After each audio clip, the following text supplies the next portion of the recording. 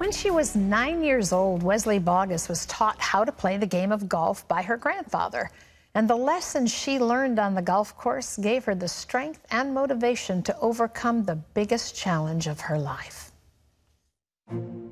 Army veteran Wesley Bauguess had been married to her husband Larry, an Army Ranger officer, for nearly 14 years when he was shot and killed during an ambush in Pakistan.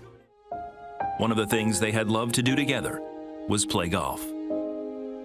Now a widow and a single mom to two young daughters, Wesley had no idea how to move past her grief. So she held on to what she knew best. In her memoir, God, Country, Golf, Wesley shares how she relied on her faith, military training, and the game of golf to press on after her husband's death. Please welcome to the 700 Club, Wesley Bauguess. It's great to have you here. Thank you, Terry. I'm delighted to be here. Thank you. Talk a little bit about your granddad and some of the life lessons that you felt like he taught you while teaching you golf. Right. My grandpa Burton, Albion Robert Burton was his name, and he took me on the golf course first when I was 9 years old. Wow. And actually taught me how to play by sending me into the rough to hit pine cones and mushrooms. Wow. And I just whacked at those things until I found my swing. And when I found my swing, he came over to me and he said, "That's the swing, Wesley Ann, that's the swing." Wow. And he taught me the fundamentals of golf, the swing, stance, and grip. But he taught me so much more. He taught me the etiquette, the rules, the history, the customs, and the courtesies of golf. Mm-hmm. And so he instilled in me the values of integrity and respect through the game of golf. Golf is an amazing game. You know, if you don't play it, you don't really understand all of the dynamics of it or the history, and it's rich in both areas. Absolutely. Yes, ma'am. And golf is a game where you call penalties on yourself. So, yes. So it really instills integrity. Self-government. Absolutely, absolutely. Yes. Talk a little bit about how you and Larry, your husband, first met, because with things that happened later in your life, we'll go back to some of these life lessons you learned. But how did you and Larry meet? Right. We both were attending school at Appalachian State University in Boone, North Carolina. I went to Appalachian on a golf scholarship and expected to pursue a career in the golf industry.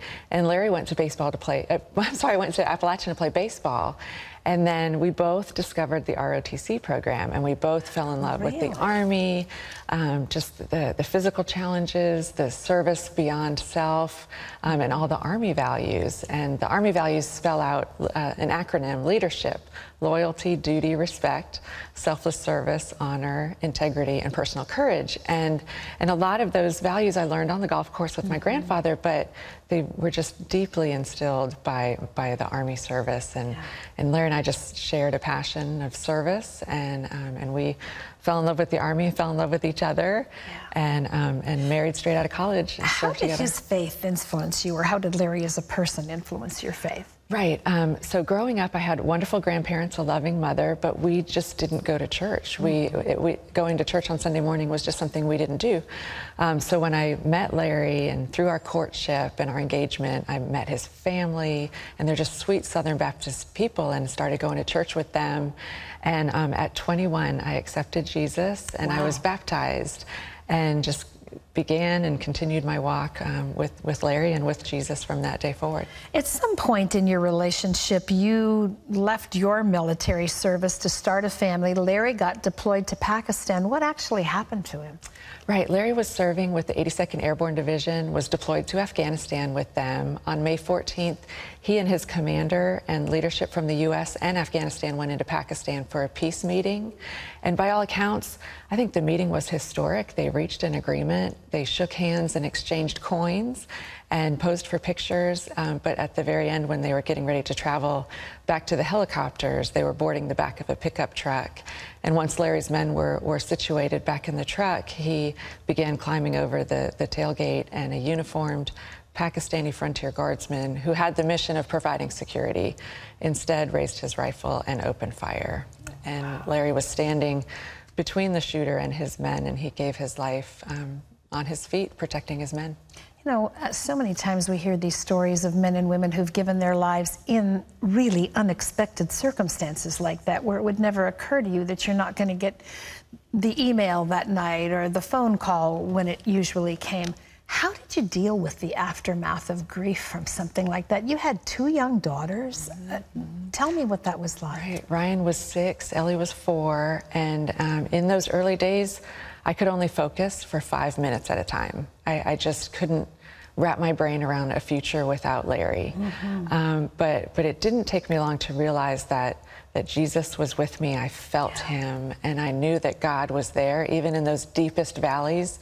I knew that God had a plan for me, and I knew in my heart that he would get us through. And so I just remembered everything that Larry taught me, everything my grandfather taught me, that you know, everything about perseverance and respect and integrity. It's a process, isn't it? It's not something that just falls upon you and suddenly you've conquered it. I mean, grief is a process to come out from under. Yes, ma'am. Yes, ma'am. It took a long time, and we're 10 years down the road, and we realize just how long forever is. So we're still processing it. But your life has a happy ending at this point. I wouldn't call it the ending, a new beginning, maybe.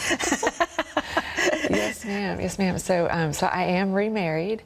Have a wonderful husband named Morgan, and 3 amazing stepsons, and wow. We're just, you know, life continues, and we respect Larry. We remember him. We continue to tell stories about him. He's Ryan and Ellie's daddy still. That's his legacy. Absolutely, absolutely, and that's the purpose of the book, is to share those stories. And Larry's life mattered, and he deserves to be remembered. And even as we move on to the next chapter of our life.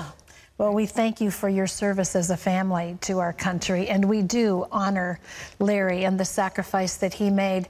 You know, Wesley has written all about her life in her new book. It's called God, Country, Golf, Reflections of an Army Widow. It's a touching story filled with encouragement. You know, there's so much in here for all of us, no matter what we're facing in life. It's available where books are sold. You can also hear more from Wesley on our Facebook page, where we have a web-exclusive interview with her. So if you'd like to watch that, Facebook.com/700 Club. Thank you so much for sharing with us. God bless you. Thank you. You too.